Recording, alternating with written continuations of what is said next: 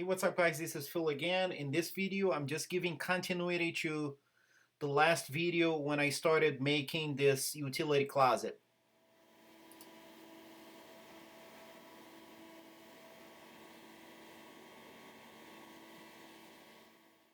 So once I had all the pieces fabricated and edge band, it was just time to send everything to 180 grit and prepping everything for final finish.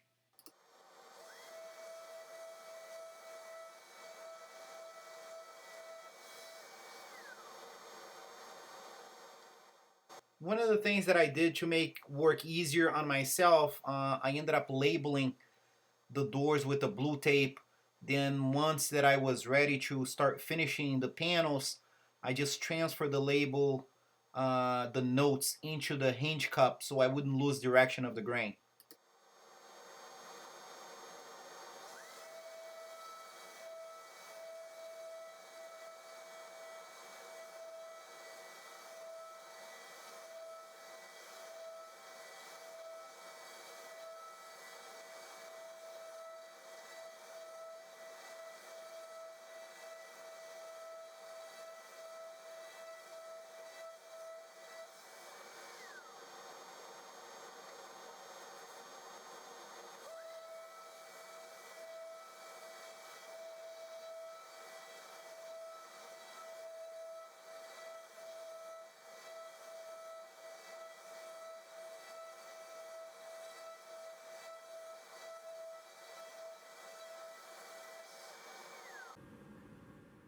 So for the finishing of this closet, I'm using a Magnamax pre-catalyzed lacquer with a matte finish, a dull finish. And I'm using the Binks 2000 cup gun just to make it easier on cleanup since I'm spraying such little pieces. There's only 9 pieces total for spraying on this unit, so I didn't want to mess up with the other gun, the whole system, and have to clean up that later.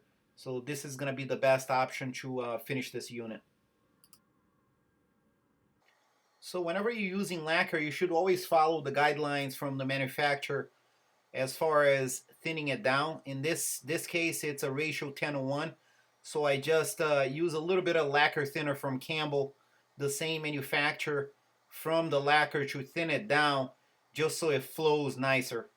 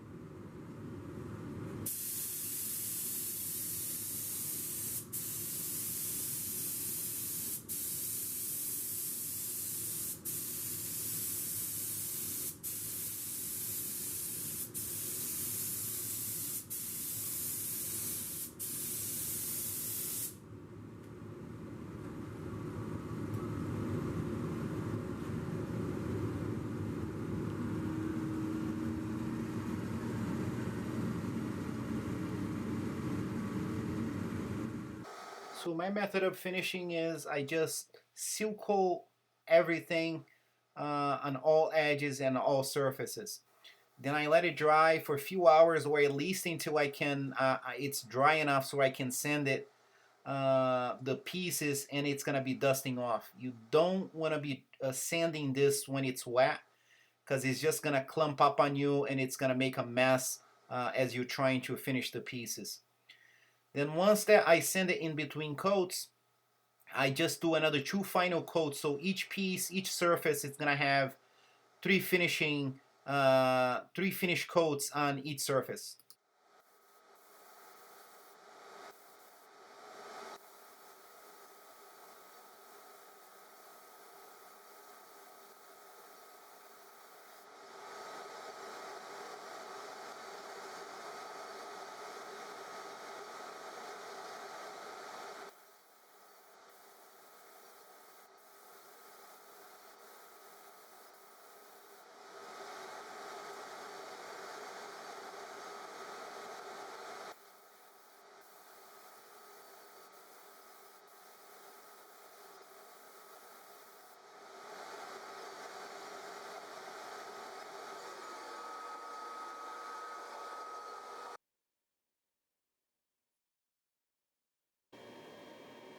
So at this point, I just have assembled the box. I just screw everything from the outside because it's gonna go in between 2 walls, so none of the sides are gonna be seen.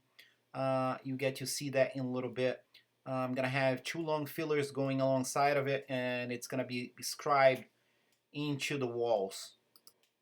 So for the back of the cabinet, I'm using pre-finished 1/2 inch maple plywood, and the box itself was made out of three quarter maple pre-finished 2 sides. So all the interior of the boxes are finished as well.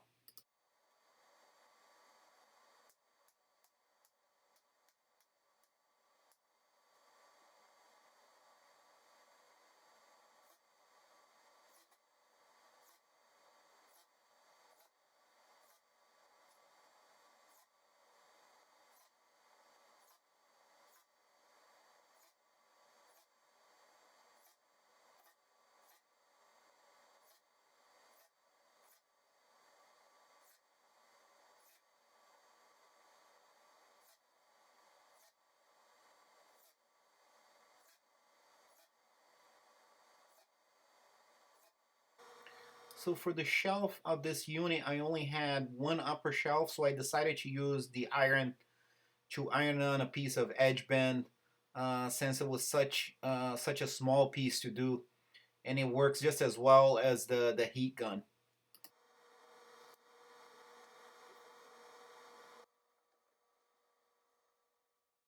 On the left side of the unit, I decided to install a hanging rod to so I can use it to hang jackets and coats on that side of the cabinet.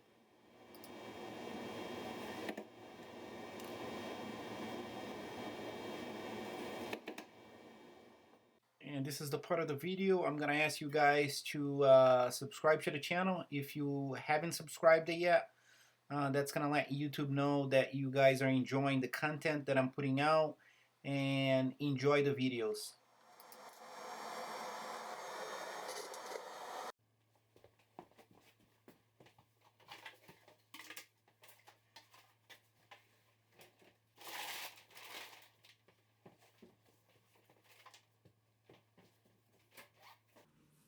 So when I installed the base molding around the house, I had left that those 2 returns just tacked in temporarily, just to make it easier on myself, because I knew that when I was to install the unit, it was just gonna be pulled off.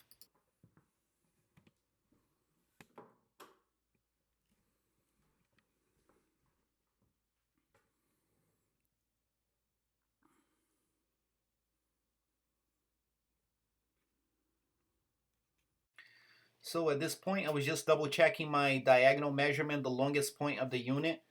I knew that it was gonna be close because I wanted to make that as close to the ceiling as possible.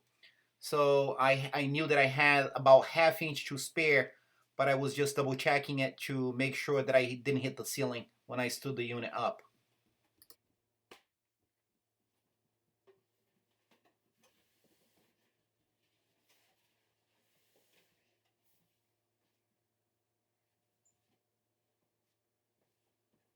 So one of the first things I did was just to mark the studs behind the unit.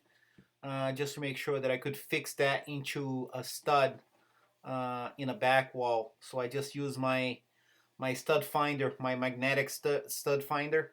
It pretty much just finds the head of the screw or the nail, and it lets you know that there is a stud there.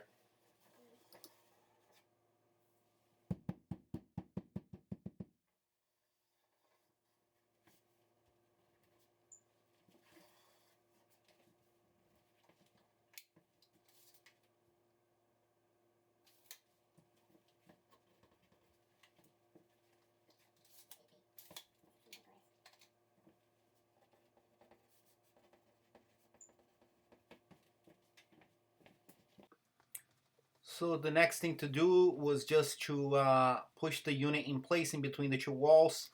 I knew that it's an old home and the walls are very crooked, but I knew that the wall that I built, I made sure that it was nice and plumb. So the only piece that I had to scribe was the left side of the existing wall, the exterior wall. And that wall was quite a bit crooked. So I ended up, the first thing I did was to scribe that piece. Then the interior wall, it was just a matter of ripping it evenly on a table saw.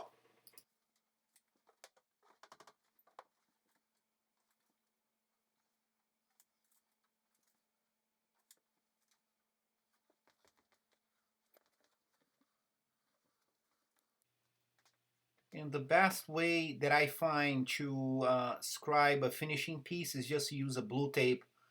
Just to make sure you're not leaving any marks on a finished piece.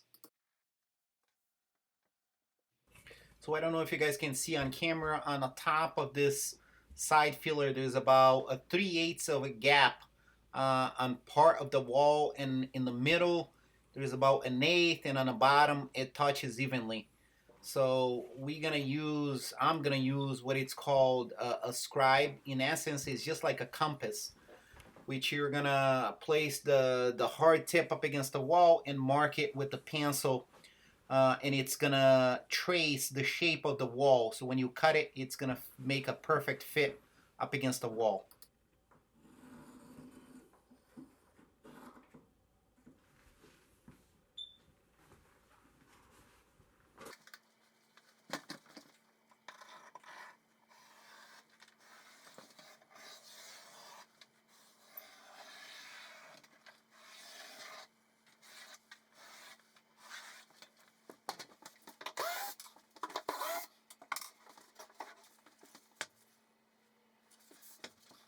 So for the scribing of the filler, I'm just gonna use my hand plane, and I'm gonna finish it off outside with a belt sander.